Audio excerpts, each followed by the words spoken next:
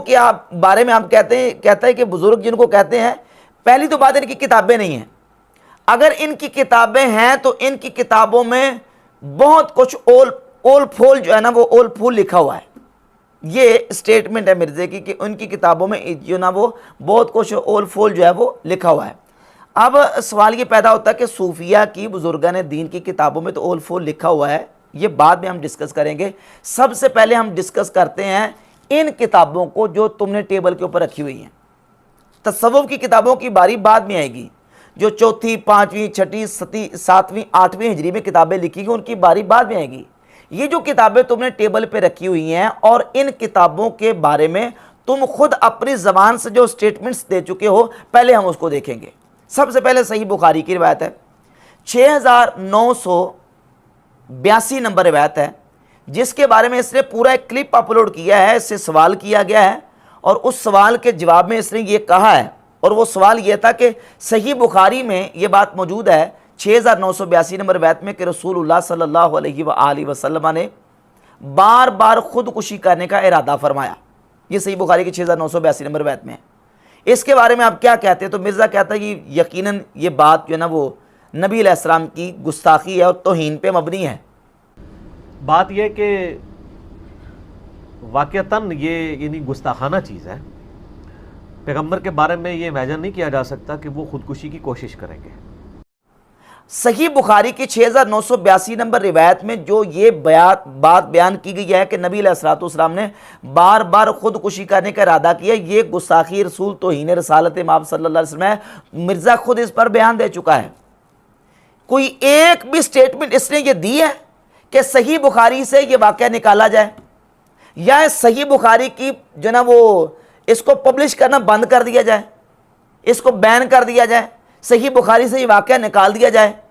सवाल ये पैदा होता है कि इमाम, अगर ये बात तौहीन रसालत है, इमाम बुखारी अपनी उस किताब में लेके आ रहे हैं जिसका नाम है अल जामे सही, और ये सिर्फ सही बुखारी में नहीं और कई किताबों में ये रिवायत मौजूद है, कई किताबों में ये वाक़या मौजूद है।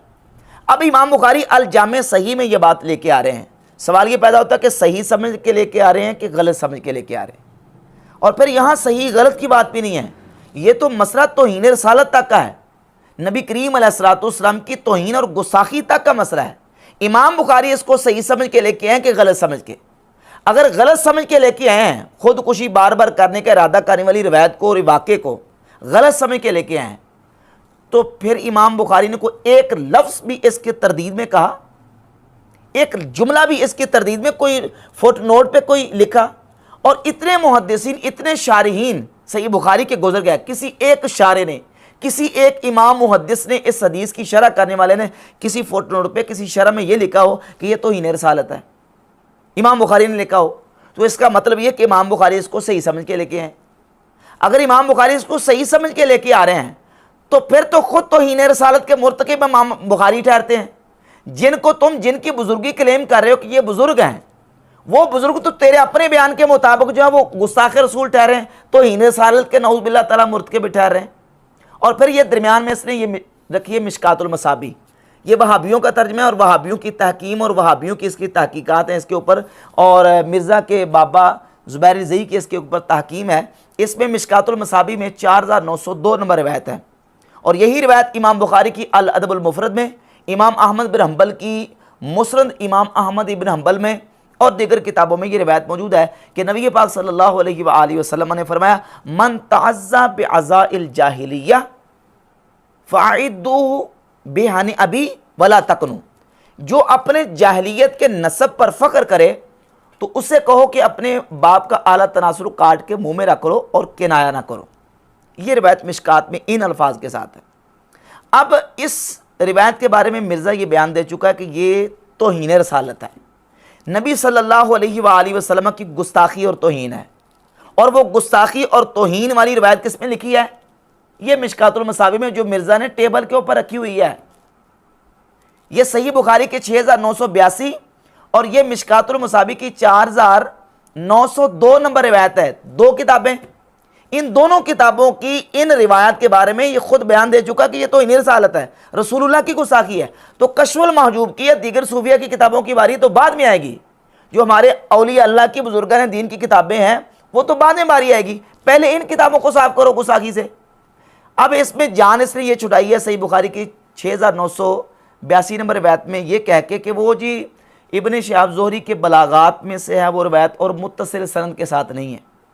ठीक है, मुत्तसिल सनद के साथ नहीं है, लेकिन हम मुत्तसिल सनद भी दिखाएंगे, मुत्तसिल सनद भी दिखाएंगे। चले मुत्तसिल सनद के साथ नहीं है, लेकिन सवाल ये पैदा होता है कि अल जामिया सही में इमाम बुखारी वो बात लेके आ रहे हैं जो तौहीन रसालत में मबनी है, जो रसूलुल्लाह की गुस्ताखी है। अच्छा, इसमें तो मुत्तसिल सनद के साथ नहीं है, तो तसव्वुफ की किताबों में जो वाक़यात लिखे वो मुत्तसिल सनद के साथ है, उसमें तो सनद ही नहीं होती, उसमें तो बिल्कुल सनद ही नहीं होती। और उनके बारे में तुम इतना चढ़ दौड़ते हो, लठ लेके जनाब डंडोरा पीटते हो, और सही बुखारी में इमाम बुखारी अपनी अल जामिया सही में जो वाक़या लेके आ रहे हैं, तुमने इतना बात कह के जान छुड़ा ली है कि वो जो मुत्तसिल सनद के साथ नहीं है। लेकिन इससे जवाब पूरा नहीं होगा, इससे जवाब पूरा नहीं होगा। जवाब देना पड़ेगा कि इमाम बुखारी को इसको सही समझ के लेके आए कि गलत समझ के लेके आए। इमाम बुखारी को ज़रूरत क्या पड़ी थी लेके आने की? अगर वो गलत थी बात तो क्यों लेके आए? अगर लेके आए तो उसकी तरदीद की, और अगर तरदीद नहीं की तो इसका मतलब सही समझ के लेके आए।